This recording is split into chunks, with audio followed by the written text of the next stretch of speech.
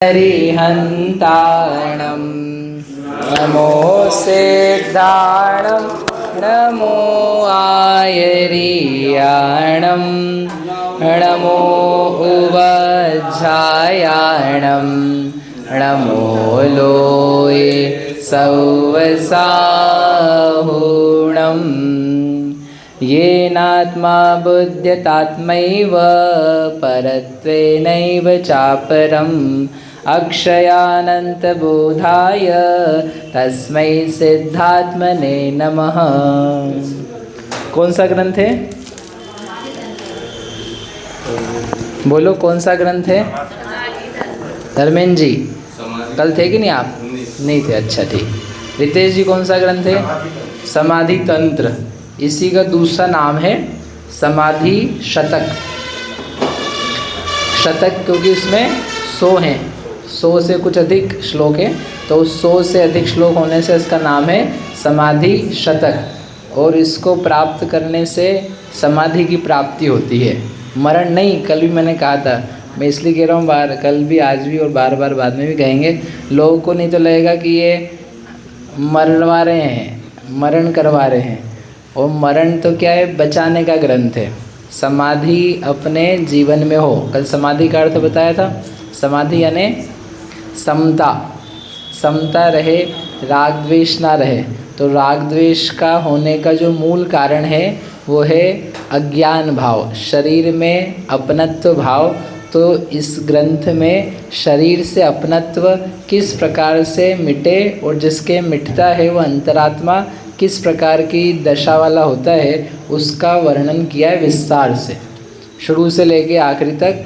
मतलब कैसे भी करके यह जीव समाधि की, समता की प्राप्ति करे, देह से एकत्व छूटे, चित्त में, बुद्धि में ये बात जाए कि शरीर और आत्मा अलग अलग हैं। मंगलाचरण में उन्होंने उसी प्रकार से किया है। कल अपन ने मंगलाचरण प्रारंभ किया था, सिद्ध भगवान को नमस्कार किया है। तस्मै सिद्धात्मने नमः, उन सिद्ध भगवान के लिए नमस्कार हो जो आत्मा है। और उसके में 3 बातें बताई थी। क्या था? पहला, जो आत्मा एव अबुध्यत, जिन्होंने आत्मा को आत्मा ही जान लिया है। और उसके साथ में परत्वेन एव च अपरम, जो पर, अपर यानी अन्य हैं, दूसरे हैं, उन दूसरों को दूसरे रूप से ही मान लिया है। पर है, स्व है, ऐसा जिन्होंने मान लिया है। तो ये तो अपन सभी मानते हैं। पराए हैं, अपने हैं। आपने लोग नहीं मानते हो क्या? बताओ आशा जी, आपके कितने अनमोल रतन? बोलो, अपने कितने हैं? 2 है कि नहीं? हाँ तो बोलो, अपने कितने हैं? कितने मकान हैं अपने? 1 कच्चा और 1 पक्का। अपने कितने हैं? नहीं, संपत्ति का रहस्य नहीं खोलना। मतलब ये है कि हम अपनी चीज़ों को अपना मानते हैं। पूरी भारत की धरती आपकी है क्या? नहीं। इंदौर की धरती आपकी है क्या? नहीं। गांधीनगर के मकान आपके हैं क्या? नहीं। कितने मकान हैं आपके? जिसमें रह रहे हो अपना है। तो हम भी तो वही मानते हैं जो सिद्ध भगवान मानते हैं, लेकिन वो सिद्ध हैं और अपन असिद्ध हैं। ऐसा कैसे है? इससे समझ में आता है कि कुछ ना कुछ गड़बड़ है। और ये बात स्वीकार करने में बहुत शक्ति और मेहनत चाहिए है कि अपना है, अपनी आत्मा अपनी है। अपनी आत्मा को छोड़ करके जो कुछ भी है वो सब पर है। उसको पर रूप से जानना, मानना, अनुभव करना। लिखा श्लोक में अकेला एक काम है, क्या? अबुध्यत यानी जान लेना। बुद्धि होती है ना, बुद्धि जानने के अर्थ में प्रयोग में आती है। तो संक्षेप में एक काम लिखा है, लेकिन उस एक के साथ में 2 चीज़ें और हैं। कौन कौन सी? मानने की और वैसा अनुभव करने की, वैसा लीन होने की। बेसिकली ज्ञान, श्रद्धान और आचरण, सम्यक दर्शन, सम्यक ज्ञान और सम्यक चारित्र। तो सिद्ध भगवान में इन तीनों में से क्या है? ज्ञान है कि श्रद्धान है कि तद्रूप आचरण भी है? भगवान केवल जानते ही हैं कि ये पराये हैं, मैं स्व हूँ, ये पराये हैं, मैं स्व हूँ, ये सब मानते भी हैं, उनको विश्वास भी है, विश्वास भी है। और उसी रूप निज आत्मा में लीन है कि दूसरी हैं तो पराये, लेकिन चलो कोई बात नहीं, मजे ले लेते हैं इनके, ऐसे पर में कहीं लीन हो रहे क्या? वो भी नहीं हो रहे।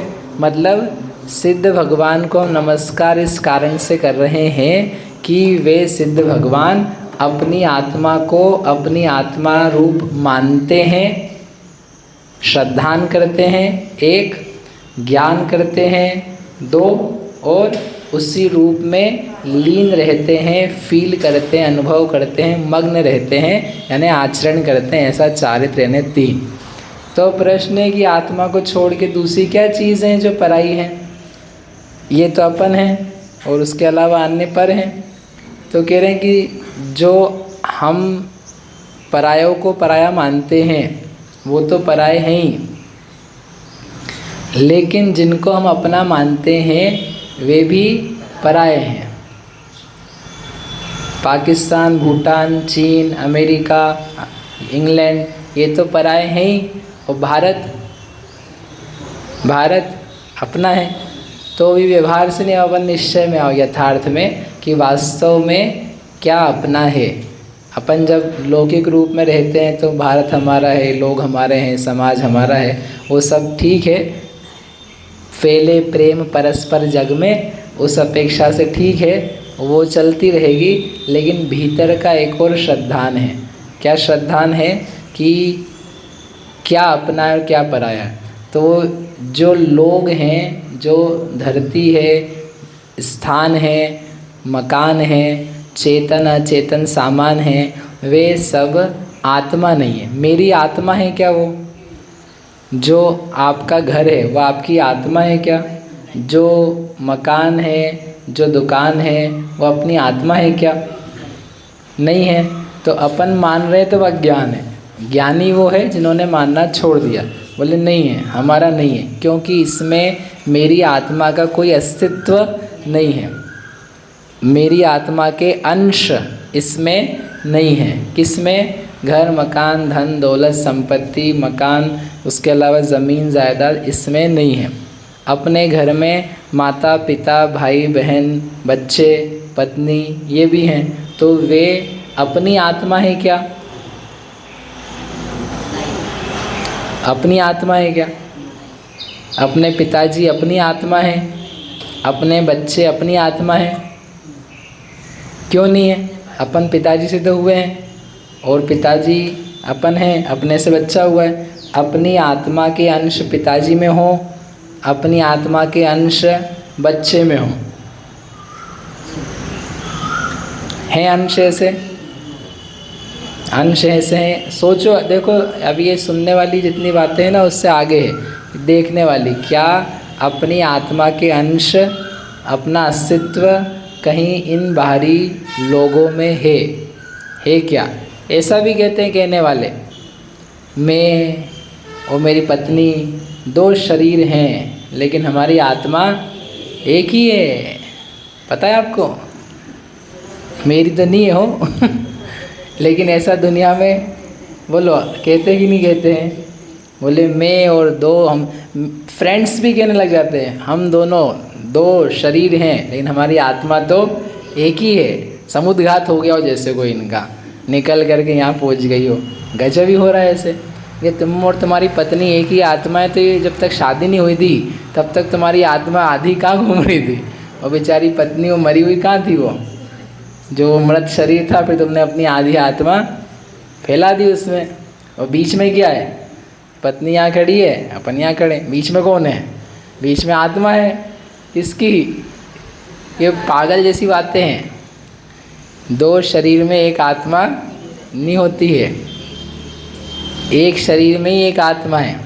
वो आत्मा के अंश जो हैं वो किसी दूसरे में नहीं पहुँचे।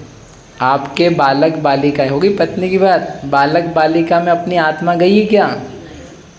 गई क्या? कह रहे तो आत्मा नहीं है, वो हमारा अंश नहीं है, तो वो पर है। जो आत्मा नहीं है वो आत्मा से भिन्न है, जो आत्मा नहीं है वो आत्मा से भिन्न है। ये पात्र रखा है और इसमें जल रखा है। जल का पात्र है कि पात्र का जल है? फिर से ये पात्र दिख रहा है कि नहीं, गंधोदक का, ठीक है। तो अपन क्या बोलते हैं, गंधोदक का पात्र। हम आपसे पूछ रहे हैं पात्र का जल है कि जल का पात्र है, कौन किसका है? जल का पात्र है कि नहीं? जल का ने जल का पात्र ने पात्र का स्वामी कौन है? जल। और पात्र का जल, तो जल का स्वामी कौन है? पात्र। पात्र ने जो भी आप बर्तन कह रहे, कौन किसका है? अलग अलग कहाँ, साथ में तो है, साथ में है लेकिन जल का पात्र नहीं है। जल तो अपन ले लेकर के समाप्त कर देते हैं। पात्र की कमी होती है क्या? पात्र में घटोतरी होती है क्या? देख देख के सूखता है क्या वो? मेरा जल लिए जा रहे हैं, मेरा जल लिए जा रहे हैं, मैं तो दुबला हो गया। पात्र का जल जो है, तो वो जो जल है वो पात्र का नहीं है। पात्र है वो जल का नहीं है, वो तो स्टील का है। जल लेते लेते पात्र भी आ जाता है क्या? थोड़ा सा घिस दो तो थोड़ा सा स्टील भी लगा लें, नहीं आता है। जल लेने पे पात्र नहीं आता है, पात्र लेने पर जल नहीं आता है। दोनों एक दूसरे से क्या हैं? भिन्न हैं। पात्र के लिए जल पराया है, जल के लिए पात्र पराया है, दोनों अलग अलग हैं। ऐसा दिखता है ना? दोनों एक दूसरे के हैं क्या? हैं क्या? नहीं है ना। क्यों नहीं? क्योंकि अलग अलग हैं। एक दूसरे में अंश हैं क्या उनके? नहीं है। वैसे के वैसे आत्मा का अंश कहीं भी जो दिख रहा है बाहर, उसमें नहीं है। ऐसा जिसने जान लिया, आहा मैं क्या हूँ, इन सब अनंत जीवों से अलग हूँ, ये सब क्या हैं? पराये हैं। अनंत तो अपन भी मान लेते हैं, एक दो चार में गाड़ी अटक जाती है। अनंत तो अपने से अलग ही है, दो चार ही तो हैं जिनमें अपनी बुद्धि है। तो ले अच्छा काम है, सरल काम है। अनंतों को लेकर के कुछ नहीं करना है। जहाँ दो चार पाँच लोगों में अपना बुद्धि दिमाग ज्ञान ममत्व क्या हुआ है? अटका हुआ है। ये मेरा है, ये मेरा है, ये मेरा है, ये मेरा है। तो देखो ये मेरा नहीं है क्योंकि मेरी आत्मा नहीं है, मेरी आत्मा से अन्य है। ऐसा जिसने जान लिया, ठीक है। और क्या है पराया? और क्या पराया है विजय भैया? ये दिखने वाला शरीर, शरीर भी कैसा है? पराया है। क्यों? शरीर में तो आत्मा है, शरीर में आत्मा है, शरीर में आत्मा है, शरीर में आत्मा है कि नहीं है? शरीर में आत्मा है कि नहीं है? अब क्या बोले? शरीर में आत्मा है कि नहीं है? बोलो। कोई नहीं बोल रहे। बोलो पारस जी। है तो सही। शरीर में आत्मा है कि नहीं है? है, एक अपेक्षा से कि जहाँ आत्मा है, जहाँ शरीर है, वहीं आत्मा है। तो इसलिए हम कह रहे वो उसमें है। लेकिन जैसे शक्कर में मिठास है,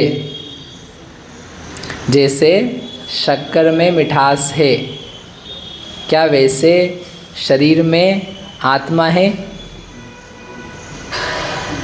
नहीं आया समझ में? शक्कर में मिठास है, ठीक है। और ये चंदन है, दिख रहा है चंदन? चंदन ये कलश में, जल वाला चंदन। तो जल में चंदन है, दोनों में अंतर है कुछ? क्या अंतर है दीपक जी? हाँ, अलग कहाँ है? एक तो है जहाँ जहाँ दिख रहा है पूरा जल, उसमें चंदन है। हाँ मिलाया आपने, ठीक है, लेकिन जब से मिलाया है तब से वो पक्का एक हो गया है। जल में चंदन, आप सही बोल रहे हैं आप लोग, जल में चंदन और शक्कर में मिठास, तो बोलेंगे तो दोनों में, इसमें ये है, इसमें ये है, लेकिन दोनों के में अंतर है। पात्र में जल, पात्र में जल है कि नहीं? पात्र में जल है लेकिन पात्र में जल नहीं है। चंदन जल में है लेकिन जल में चंदन नहीं है। शक्कर में मिठास है और शक्कर में मिठास है। वहाँ ऐसा नहीं कह पाएंगे कि शक्कर में मिठास नहीं है। समझ भाई बात? क्योंकि वो एक ही है। जो एक ही होता है उसमें आप कह सकते हो ये इसमें एक्चुअल में है, और जो दो चीज़ें अलग अलग उसमें कहा जा रहा है तो वो केवल कहने की बात है, केवल कुछ काम चलाने की बात है। शरीर में आत्मा, शरीर में आत्मा और आत्मा में ज्ञान, दोनों में कुछ अंतर है। फिर से, शरीर में आत्मा और आत्मा में ज्ञान, कुछ अंतर है। क्या अंतर है? शरीर में आत्मा तो शक्कर है। अच्छा, आत्मा में ज्ञान, चंदन हो जाए। अरे नहीं, उल्टा हो गया पूरा। पूरा उल्टा हो गया।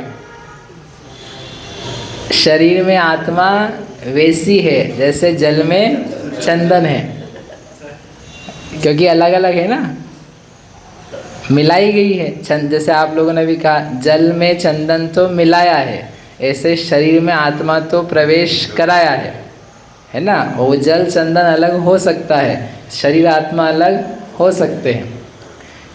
आत्मा में ज्ञान वो ऐसा है जैसे शक्कर में मिठास, मिलाया नहीं है और अलग नहीं होगा। जो अलग होगा वो शक्कर ही होगी।